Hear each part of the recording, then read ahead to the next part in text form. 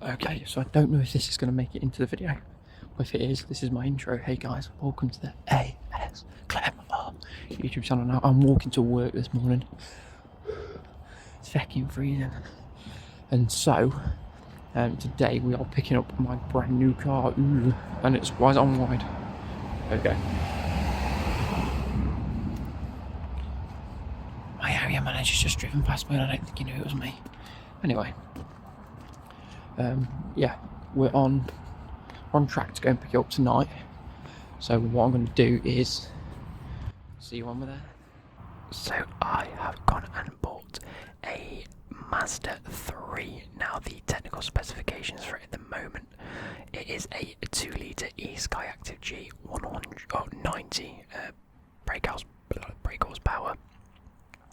It is petrol, but it is a mild hybrid. We have a 6-speed manual gearbox. If you need to know the other technical specifications, I'm sure you can go and find out. The colour is polymetal grey. Now getting into the vehicle itself, we have a nice leather steering wheel. I'm not sure if it's a real leather or if it's faux leather, you know, like the fake leather they put around it. But looking at the dials on the dashboard, you have a volume up and a volume down. You then have a track, like, you know, next track, back track, and then you've got the mute and the source button. You have the answering the phone calls, putting the phone calls down, and then info that works on your dashboard, and it all works on the screen on the left as well. There's that sort of rubbery plastic texture in the middle. Moving on, like I say, the leather steering wheel is really comfortable in your hands. You have for the cruise control as like lane assist, and you can set how far away from the car you want to be. The set and the up and down button, so you can increase your speed, lower the speed, then a limiter, and a cruise control button. On the right, you have your window wiper controls and things such as that. You have your window wiper, back window wiper on or off, things like that, and the speed settings. On the left, you've got your indicators and your lights. So up, down for left, up for right, as you'd probably normally expect. And then obviously you have your light switch. I keep mine on auto just because, it automatically comes on and off then. You'll see these the lights on the dashboard go on and off as well when you turn your lights on. In the middle of the car when it wants to focus, come on, there we go. You'll see it has a stop-start button. As long as the keys are on you, the vehicle will start. You don't need it to just do anything. Oh, look at the drip, by the way. Motorways and mint socks. So I turn the car on, you put the foot down on the clutch, and then just click the start button, and then the fans will come on. I'm not sure if I've lowered the audio here, but it's very loud. You've got your dashboard, you've got your rev counter on the left, with a miles per gallon counter on the left of the centre one. The centre one has your miles per hour as well as your lane. On the right, you can see sort of like the miles left in the tank. Then on the right hand side, you've got your temperature and your normal petrol gauge. It tells me it's full, even though the actual the actual numerical one says I've got like 3/4 of a tank. As you can see, it's also only done 76 miles. I picked it up and it had 11, but I've been to work for a few days. Going into the middle, so sort of like the centre console, you have all your fan controls up and down. You can set, obviously you can sync up both left hand side and right hand side of the car, so it has dual climate control. You can turn it on or off with that button just there. But my favourite feature so far, which will probably be coming up in a minute, is the fact it has heated seats. There we go, look at that, we're syncing it up. I didn't realise that on the left it doesn't sync. There we go, on the right it will sync for the driver convenience. And you can set it to the perfect temperature that you like. I currently have mine set at about 18 to 20, somewhere in between that range. I love having heated seats. It was one of the things I really, really wanted, and that's like 3 is like really hot, 2 is like warm, 1 is like mildly lukewarm, and then you can have it off. I'm just saying this, if you have it on the third setting, it is absolutely roasting, and my bum absolutely roasts. But we have this sort of like, it's a little bit deeper into the console, but you can put like your wallet and your phone and things. This bit here is where you can have like your cups, and it's a cup holder, and just other little bits with these like little plasticky, I don't know what you call it, like springs, so that if you've got a larger cup, it will sort of sit in and keep it held. In the middle, you have this centre console button, so the actual screen itself is not a touch screen. What it is a sort of twisty dial. You have your music and radio controls, which relate to the screen up there. So I accidentally cut a little bit there because the volume controls end up turning off my recording. So you have like your music and your navigation and things like that, and then auto hold. Basically, it was telling me to close my door and fasten the seatbelt in order to turn auto hold on for whatever reason. But we have the scrolly wheel in the middle. It's used to control everything. It's actually really easy to use. You click the music one to get to your music, obviously, and then you can go through. You have FM, AM, DAB, you have Bluetooth, and then you also do have Android Auto if you connect via a USB. Android Auto will come up. You have your navigation. Now, obviously, you won't be able to see too much on that. Not that it'll make a difference. It's not particularly near where I live. I drove a fair bit out of like where I live just to make this video. But you can add destination, things like that. Your home button takes you back to that initial screen where you can then go into like information, communication, if you've got a phone connected, all of your settings. I do have an in-vehicle display, so I have a a heads-up display. So as you can see, there's a little holographic sort of image. Sort of when I'm driving, I can see sort of the speed I'm doing, and if I've got cruise control active, the speed of the road, things like that. If I have my navigation set up, it will also tell me, you know, obviously if I need to turn left or right, or what lane I need to be in at a roundabout, things like that. So that is very, very helpful. Now we also have this centre console which slides back and then up. As you can see, I've got my wires in it and a few Maggie's serviettes, because yes, I have already had a Maggie's in it. But with that being said, there's not really too much to know about this. Some nice sounds coming up from the sugar packets there. But like I say, I've had this car, as you're watching this, I've had it like a week now. So that's pretty cool. And like I say, there's where the USB hole is. That specifically works for Android Auto. I tried to use the one underneath the actual the music console in the middle, so sort of on the dash itself, and it didn't connect to Android Auto very well. I'm not sure if that's an issue or whether it isn't used for that. But hey ho. So some nice sounds here. I'm just going to check how long the recording's got left. It's got a fair bit. I don't know what to talk through. But like I say, that's the one there's one in there that I connect my USB to. The one underneath the actual music bit isn't particularly brilliant. Very, very spacious in the back, and I tried not to film a family there. That went past. You have obviously your window controls. So that's my front driver window. You have your passenger window, and then your two rear windows as well. You got your lock and unlock button just there if you need to get in and out of your vehicle. On the right hand side of the steering wheel, you have iStop, which is sort of like the auto stop and the auto handbrake, so that when you're in traffic, you put your foot on the brake, you take your car out of gear, it'll automatically put the handbrake on, and automatically start again. And then you've got traction control and things like that. You have a little pocket for any sort of loose change you need, and you can keep in there. And then obviously your mirrors, you can go in and out just with a click of a button. Just standard things on the car. I tried to wave, but you can't really see. Other than that, it's quite a nice, just sort of, it's nice and clean and just pretty aesthetic. You've got this nice faux leather on the dash as well. You've got really, really well placed fans, in my opinion. One of the nicest sort of places, and like for fans, and it's dead easy to get to. You also have fans right underneath there for your legs. So if you've got it set on the sort of feet and leg sort of fan setting, it actually warms your knees up. And you know what? I noticed it straight away, and it's just really nice. You've got them there that go directly towards the passenger if you want them to, and a big glove box. I'm not used to seeing these because a lot of the newer cars have a smaller glove box. They have sort of half that size, but a normal big sized glove box is what we like to see. So I was going through it and trying to find my wheel nut and things like that, but there is the airbag settings just there. I don't know what really else I can tell you. Obviously the back of the car is just like you've got pockets in the seats and normal back of a vehicle. And we're going to be looking now at the gear stick. So obviously it is 6 gear. It has a leather steering wheel, a leather gear stick as well.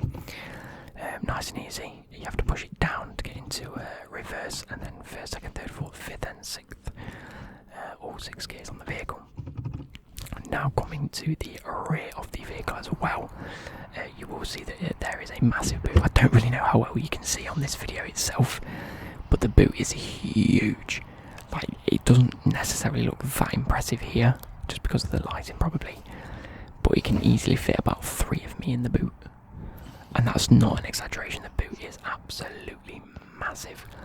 I have got in the boot on an occasion just to see it, and then I realised that the parcel shelf wasn't clipped in properly, so I tried to sort that out. Where is it? There we go, click back into place. Then obviously I shut the boot. So that is my new Mazda 3. I am very, very delighted in the vehicle itself. I've been driving it a little bit now. Obviously I don't know if I've got coronavirus as I'm like recording this bit, but when it goes out you guys might know whether I do or not. So hopefully if I don't have it, I'll get to drive it a bit more. If I do have it, obviously I won't be going out in it, but I just thought I'd show you the keys themselves. So the key is a nice black key, nice and simple, nice and elegant, and then all the controls are just on this bit, so the lock, unlock button, and then I think it has like an alarm button on it as well. The one thing you do need to note is there's like a little switch down here. If you hold that, and then part of this slides off, like part of it slides off like so, and then you have the actual key to the vehicle. If you ever need, you know, if you central locking brakes or anything like that, and you need access to the vehicle itself, all you do is you pop that on as such, and I think you go like that, and you slide it back in place, and then it keeps it on permanently and nice. But yes, I am paying this on lease on PCP before you guys go, as most of the comments usually do, to say obviously, oh, you've got your car on finance, so you haven't. But I don't really care, to be honest. I know that in 4 years' time, when I go to give the car back, I'm going to have equity in the car that I'll put towards a deposit on another car that will be brand new. I had this debate with a few people a couple of days ago that were asking me about it and how it all worked, and obviously they were like, I'd rather pay 12 grand for a 12 grand car instead of 24 grand for a 12 grand car, or however much. But in my brain I was like, well, I'm only going to be paying 12 grand for a car that's worth, in 4 years, 12 grand is worth more now, so I've got it in its better years and I'm only paying half of it, or 2/3 of it, however much it works out at. And then the optional final payment will be less than what the value of the car is at that moment in time anyway. So what the value of the car is at that moment in time, take away how much I've got to pay, is the equity I've got on the vehicle, really. So at the end of the day, I'm going to have money in a car. I'll end up just trading it anyway, is what we usually do, and I'm probably going to get another Mazda. You know what, I have had no issues with it. I know it's only been a week, and you should really hope that you're not having issues with a vehicle in a week. I have known plenty of people to have issues within a week of having a car, just because it's part of the job that I'm in at the moment, and things like that.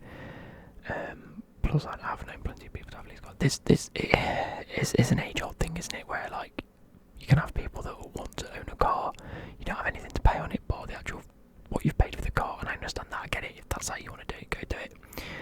But I don't see the necessity in wanting to spend thousands and thousands on a car when I can just spread my payments out monthly. It increases my credit score, ready for when I want a house anyway. It's just personal preference at the end of the day. I like the car, relatively affordable if you ask me. I know that from the cars that I was looking at, this was actually very cheap for what you actually get. Everything came as standard. You know, heated seats, dual climate control, keyless entry, push to start, big engine-ish, comfortable, just things that I wanted in a car I got, and I can afford it, so potato, you know. I may get a few comments that will just say, oh, why are you making this video, blah blah blah. One, it's a video that I wanted to make just because I wanted a video to put out midweek, if I'm being totally honest. Number two, I didn't realise how good or how well the last video had done. Let me just quickly go and have a look. So if you guys didn't know, me and my mum between us got a Peugeot a few months ago, sort of I think May time. It's been about 6 months now. Let me go back to May if I can. Jesus, was it that long ago? May, yes, so Peugeot 2008 ASMR. So you're after a new car. Car tool, ASMR. Me and my mum we've always shared a car ever since I passed. Well, she's always had a car. I've then shared it since I passed my test. And it was one of those where we've always just sort of paid for it between us. Now my brother's learning to drive. He's going to take on a little bit of that responsibility now that I've got my own car. And it was time for me to go and get my own car. So, obviously, in the past when I was at college or uni, it was a case of drop my mum off at work and then go and then come back and pick her up. And it worked, but now I've got my own job and she's got a completely different job. There's a little bit of friction between it that there never has been, which one meant I probably needed to go and I needed my own car anyway at the end of the day. But again, I'd been saving up for it. It was the right time to get one. It's all worked out very nicely, and so I've gone out and got my car now. So that is now my car. I do own the rights to that car. I am insured on that car. It's my policy on that car. So, be that as it may, I hope you guys... Well, yeah, anyway, so the last video that I did with the Peugeot is like just under 10k views, which is pretty good for my channel. Like I say, I think we have... Oh, wait, as I'm recording this, the World Cup video is on 105,000, or just under. The Scout has returned, is on 99,851. That is 150 views away from hitting 100k. I might do a live stream on Monday night to celebrate the fact, and that is actually, I think, my most liked video. It's got 1,500 likes on it. Oh, it's 1,000 then.